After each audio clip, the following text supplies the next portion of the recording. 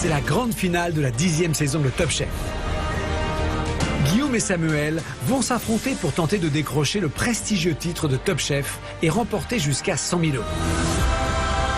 Avant la finale, j'étais super en forme, j'étais déjà hyper content d'être avec Guillaume. C'était vraiment déjà, on voulait vraiment être en finale ensemble depuis le début. Donc là, c'est un peu une finale, c'est une finale entre copains, c'est une finale sans être une finale parce qu'on se souhaite l'un et l'autre de gagner. Donc ça fait un peu bizarre. Mais évidemment, on a envie tous les deux de faire le meilleur menu. Donc je suis à fond, je suis quand même assez stressé, mais j'ai envie de tout donner et je sais qu'on va tous les deux réaliser un beau menu et voilà.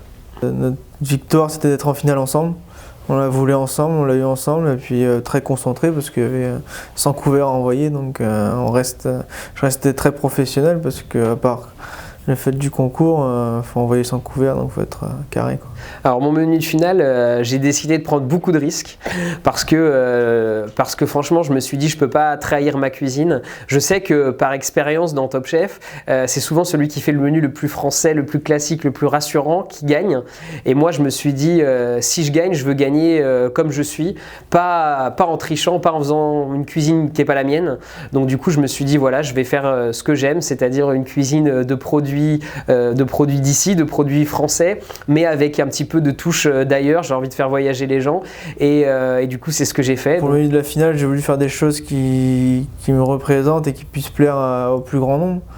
Donc j'ai fait de l'araignée de mer, donc quelque chose qui est de chez moi, de la Bretagne, et qui n'est pas vu régulièrement sur des tables parce que c'est beaucoup de travail.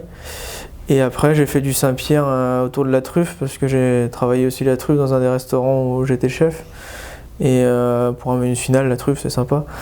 Et après un dessert, j'ai fait quelque chose d'assez simple mais qui soit gourmand et que je connaissais et que je maîtrisais. Les risques de ce menu, c'était le temps. On a l'impression que 10 heures c'est long, mais 10 heures c'est court. Sans couvert, l'araignée de mer, je crois que les gars qui étaient avec moi, ils s'en souviennent parce qu'ils ont cassé, je crois, 40 kilos d'araignées à la main. Donc ils ont décortiqué tout ça à la main, donc c'était énorme. Et il y avait énormément de travail, énormément de mise en place à faire, et c'était ça le gros risque de ce menu, quoi.